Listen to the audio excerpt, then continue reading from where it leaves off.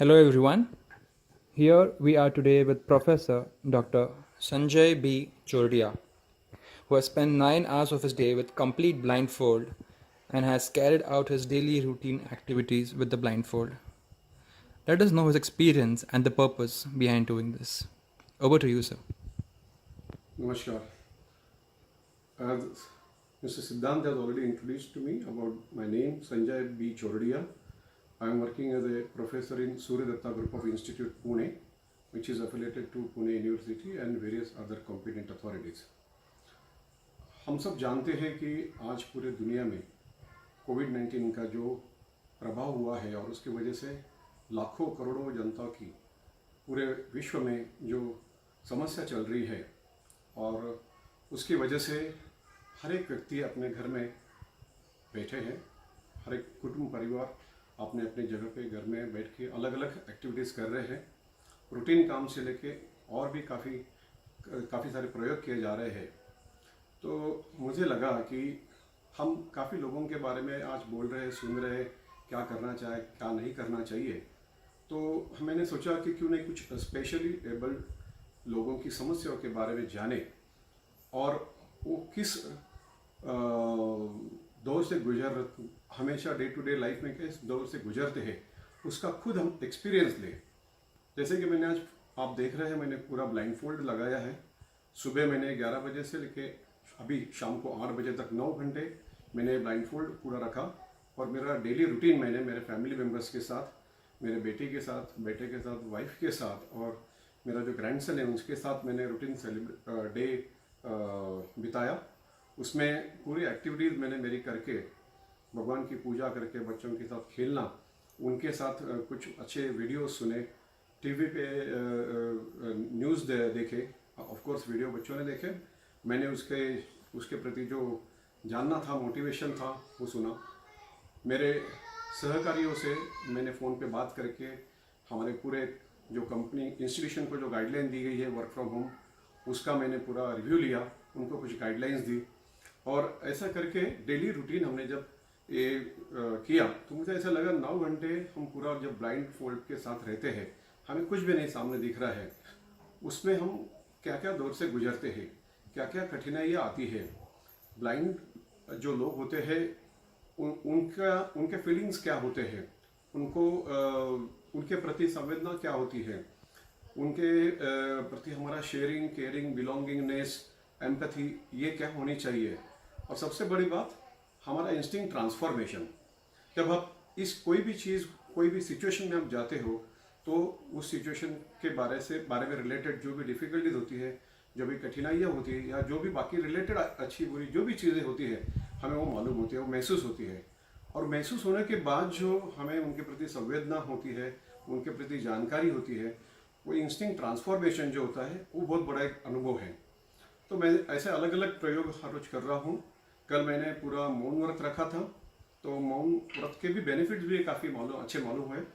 और आज का जो अनफोल्ड द ब्लाइंड फोल्ड का आज जो हमारा जो मैंने किया, उसके प्रति मुझे इतना अच्छा अनुभव मिला कि मैं जब घर में चल रहा था, हॉल से किचन में, किचन से मंदिर में या रूम में या वॉशिंग एरिया में या रेस्ट रूम में, जहाँ भी जाना था मुझे, जहाँ भी कठिनाइयाँ महसूस होती थी, लोग मुझे गाइड करते थे लेफ़्ट राइट, और मैं ज़्यादा करके किसी का सपोर्ट बिल्कुल ना लेके जो भी काम था, घर का क्लीनिंग का काम रहेगा, गार्डनिंग का रहेगा, वो सब काम मैं कर रहा था और बच्चों से गाइड करके कर रहा था। मेरा एक ग्रैंडसन है छोटा आरान करके, उसकी उम्र सिर्फ 2 साल 7 महीने है। उसने भी ये देखा, उसने भी काफ़ी सवाल किए ऐसा क्यों कर रहे हैं। उसके मम्मी ने, स्नेहल ने उसको समझाया कि उसके पीछे पर्पज़ क्या है, तो वो भी बोला मुझे भी करना है। मतलब एक उस काफ़ी सारे ऐसे जो हम लर्निंग का ऑब्जर्वेशन बोलते हैं, एक दूसरे का जो कॉपरेशन मिला और जो सेंसिटिविटी एक दूसरे के मन में एक दूसरे के प्रति थी, उसका एक अच्छा अनुभव मिला। तो ऐसा करके मुझे ऐसा लगा कि ये काम मैंने महीने में एक बार तो ज़रूर करना चाहिए। और जब भी ये कोविड-19 का पूरा मैटर सॉल्व हो जाएगा, जब भी सिचुएशन नॉर्मल होगा, तो जब भी मैं रेगुलर कॉलेज जाना शुरू करूँगा, उसमें भी मैंने डिसाइड किया कि महीने में एक दिन मैं पूरा मेरा रूटीन, एक दिन मैं फुल ब्लाइंड फोल्ड लगा के पूरे संस्था में मैं काम करूँगा। जिसकी वजह से मुझे ऐसा लगता है जैसे मेरे घर के लोगों को उससे प्रेरणा मिली, काफ़ी सीखने को मिला, मुझे उनको कॉपरेशन मिला, सिंपैथी बोलो आप, एम्पैथी बोलो या बिलोंगिंगनेस, शेयरिंग, केयरिंग, वो सब बच्चों को भी वो ध्यान में आएगा, बच्चे ऑब्जर्व करेंगे। और आपको मुझे कहने में खुशी हो रही है कि 2011-12 में ये उपक्रम हमने सूर्य दत्ता कॉलेज में किया था, वॉलंटरी रखा था हमने और किसी को फोर्स नहीं किया था। और जैसे कॉलेज में बच्चा रेगुलर अपने क्लास के लिए एंट्री करता है एंट्रेंस गेट से टू एग्जिट, मतलब 9 आवर्स वहाँ पे उस टाइम पे अपने कॉलेज का जो टाइमिंग था 9 बजे सुबह से शाम को 6 बजे तक, उसमें हम 2 बच्चों को पूरा ब्लाइंड फोल्ड रखा था और एक बच्चा बीच में फॉर शेयरिंग एंड केयरिंग रखा था। जैसे मुझे यहाँ आज फैमिली मेम्बर का सपोर्ट रहा है वर्बल इंस्ट्रक्शन के जरिए या गाइडेंस के जरिए, वैसे जब हमने किया था तो उसके काफ़ी सारे विश्व रिकॉर्ड हुए थे, Limca book of world record में भी उसकी कदर की थी और हमें उसका सर्टिफिकेशन भी मिला था। 750 बच्चों ने पार्ट लिया था पूरे कॉलेज में, वॉलंटरी था क्योंकि किसी को कंपलसरी नहीं कर सकते थे अलग अलग वजह से। तो किसी बच्चों ने जब वो ब्लाइंड फोल्ड लगाया तो इमीडिएटली निकाल दिया, डर लगने लग गया। कुछ बच्चों ने 1 घंटे के बाद निकाला, कुछ बच्चों ने 2 घंटे के बाद निकाला, कुछ बच्चों ने रेगुलर 3-4 घंटे लंच ब्रेक के टाइम निकाला। और 234 मतलब 234 स्टूडेंट्स एंड स्टाफ मेंबर्स, उन्होंने पूरा 9 घंटे का working and learning and also for faculty, उनके लिए चैलेंज था कि ब्लाइंड फोल्ड के साथ बच्चों को कैसे टीच करना, बच्चों को तो ब्लाइंड फोल्ड पहनाया है, उनको कैसे टीच करना, ये उनके सामने चैलेंजेस थे। तो काफ़ी innovative ideas, innovative way of teaching आगे आई। और मुझे खुशी हो रही है कि वो जब वो अनफोल्ड द ब्लाइंड फोल्ड का अलग अलग डिसिप्लिन में चल रहा था, जैसे इंटीरियर डिजाइन के बच्चे किसी के कहने के ऊपर, वहाँ पे अभी स्वर्गवासी मंगेश तेंदुलकर जी आए थे, वो बच्चों को बता रहे थे और बच्चों ने स्केच निकाला उनका खुद का, उनके वर्बल इंस्ट्रक्शंस के जरिए। वैसे ही होटल मैनेजमेंट के स्टूडेंट्स ने बुकेज बनाए थे, कुछ फूड कार्विंग के प्रेजेंटेशंस बनाए थे। मैनेजमेंट के फैकल्टी को चैलेंज था कि बच्चों को पीपीटी के जरिए सिखाए या कैसे सिखाए, और हर एक टाइम बच्चों से फीडबैक भी लिया जाता था, आप समझ रहे हैं कि हम क्या बोल रहे हैं, क्या सिखा रहे हैं।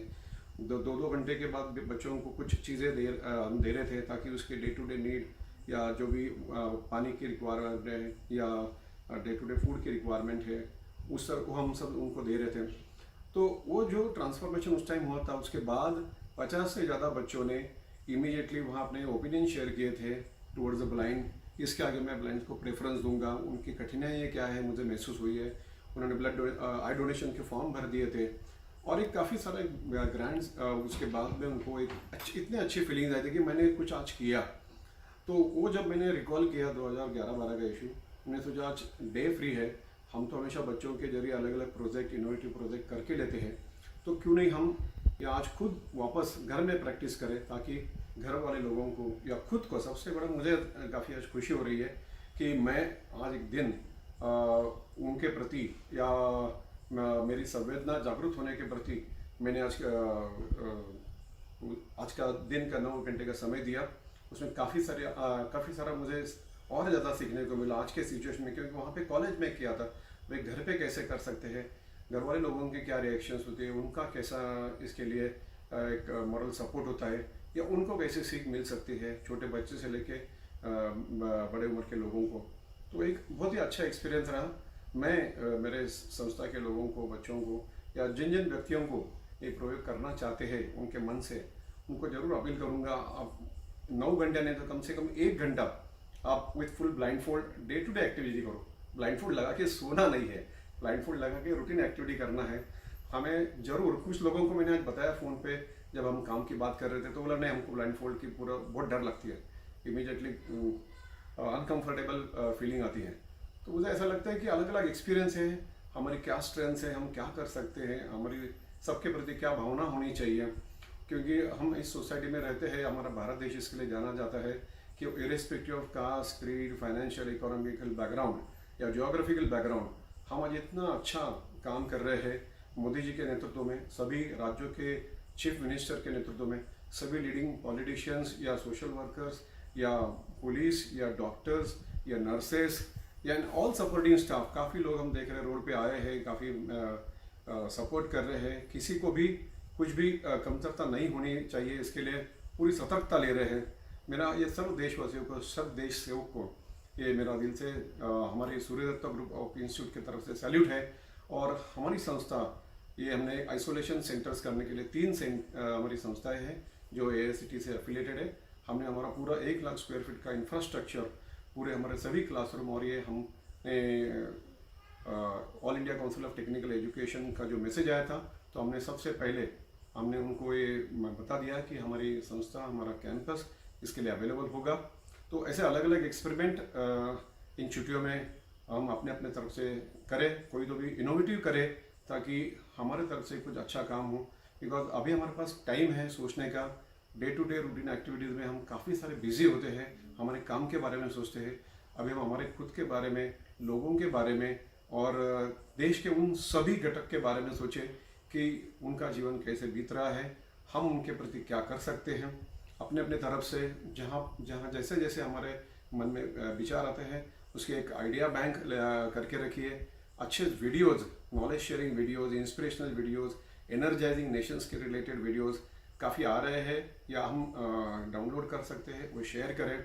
कल मैं पूरा दिन फास्टिंग रखने वालों, यस्टरडे मतलब 29 तारीख को, 29 मार्च 2020 को मैंने साइलेंस डे सेलिब्रेट किया। साइलेंस रखा था पूरा दिन, पूरे दिन का मौन व्रत। मेरे पिताजी हर सैटरडे को मौन व्रत रखते थे, 50 साल उन्होंने मौन व्रत रखा है, अभी वो इस दुनिया में नहीं है, बट वो कहीं ना कहीं वो ट्रेडिशन हम चला रहे हैं, मैं मेरे माध्यम से चला रहा हूँ। और हम we can also do reading, writing and thinking while observing silence, holiday for mobile and laptop and friendship with the book. अच्छे बुक्स पढ़िए, इंस्पिरेशनल बुक्स पढ़िए, बायोग्राफी पढ़िए, अपने किताब की, अपने स्टडी रिलेटेड बुक पढ़िए, रिसर्च करिए, रिसर्च के बारे में जानिए और अच्छे अच्छे जो भी आपके स्मॉल प्रोजेक्ट्स हैं, क्योंकि आने वाले समय में हमारे जॉब अपॉर्चुनिटी काफ़ी कम होने वाली है। तो हमें एंटरप्रेन्योर्स बनना है। छोटे छोटे स्टार्टअप के बारे में सोच के रखिए, जहाँ जिस स्टेज तक उसको ला सकते उस तक ला के रखिए। फिर उसके लिए मुझे विश्वास है कि हमारे देश के सभी उस जो भी पॉलिसी मेकर्स है स्टार्टअप्स के लिए, इनोवेटिव प्रोजेक्ट्स के लिए ऑलरेडी वो बढ़ावा दे रहे हैं। लेकिन जब और काफ़ी कुछ आइडियाज़ और काफ़ी कुछ अपॉर्चुनिटीज़ और काफ़ी कुछ गाइडेंस हमें रिस्पेक्टिव डिपार्टमेंट से मिलने वाला है, तो हम हमारी सभी तरह से तैयारी रखें कि आने वाले समय अभी इसके आगे पूरा अनसर्टन रहने वाला है। तो ये अनसर्टनिटी कैसे फेस करनी चाहिए, उसके लिए क्या क्या चीज़ें करनी चाहिए, क्या क्या प्रोजेक्ट्स हमारे मन में आ सकते हैं, कैसे हम खुद को सस्टेनेबल बनाना है, चाहे कोई भी सिचुएशन आए, ये एक लाइफ का हिस्सा बनने वाला है। तो ऐसे समय हम कैसे आगे बढ़े। वैसे और एक मेरी रिक्वेस्ट है कि हम एक जैसे अभी क्राइसिस आया है, काफ़ी लोगों के पास फाइनेंशियल प्रॉब्लम है, तो क्यों नहीं हम एटलीस्ट हमारे अगले हर एक व्यक्ति का, हर एक फैमिली का 3 महीने का कुछ बजट हो सकता है, may be at the rate of से 30,000 रुपीज़ पर मंथ से 1 लाख रुपये महीना, सभी खर्च मिला के, बच्चों के fees, day to day routine, ration, ये सब मिला के, तो क्यों नहीं हम 3 महीने का हमारा जो भी रिक्वायरमेंट है, फाइनेंशियल रिक्वायरमेंट है, वो एक मैं सुझाव देना चाहूँगा गवर्नमेंट को थ्रू RBI और थ्रू रिस्पेक्टिव एजेंसीज कि हम ऐसा कुछ एक फंड हर एक व्यक्ति ने करना चाहिए जो उसके 3 महीने की ज़रूरत है वो बैंक में रहेगा और वो उसके ऊपर उनको फिक्स डिपॉजिट के रेट से, FD के रेट से उनको इंटरेस्ट मिलना चाहिए। और वो फंड्स वो उस सिर्फ ऐसे टाइम पे निकाल सकता है कि जब पूरी दुनिया या पूरा देश या अपना पूरा राज्य या पूरा शहर लॉकडाउन कंडीशन में है, उस टाइम पे उस फंड्स उसके ज़रूरत के अनुसार उसको मिलना चाहिए और बाकी समय में उसको FD के तौर पर इंटरेस्ट मिलना चाहिए, क्योंकि FD किया तो ब्रेक करना है, ये करना है, वो वर्बल इंस्ट्रक्शन से नहीं हो पाते हैं, बट ये फंड्स वो through various electronic mode transfer कर सकता है, यूज़ कर सकता है, पेमेंट कर सकता है। तो ये मेरे एक फाइनेंस मिनिस्टर को रिक्वेस्ट रहेंगे कि इसके ऊपर आप सोचें। जरूर आपने इससे बहुत कुछ आगे सोचा रहेगा, लेकिन मन में बात आई, कहीं सुनने को आया नहीं, तो मुझे लगा कि मैं सुझाव दूँ और अलग अलग मैं एक्सपेरिमेंट करते करने वाला हूँ और हमारे सभी स्टाफ मेंबर्स को भी मैं शेयर करने वाला हूँ। पहले उनकी प्रायोरिटी है academics syllabus completion through various digital mode as per the guidelines which we are receiving from respective universities, respective competent authorities. उसके बाद में घर का काम करना है, पेरेंट्स को हेल्प करना है, पेरेंट्स के साथ रहना है, क्वालिटी टाइम स्पेंड करना है। तीसरी बात और सबसे इम्पोर्टेंट बात, अपने हेल्थ का सबने ख्याल करना है।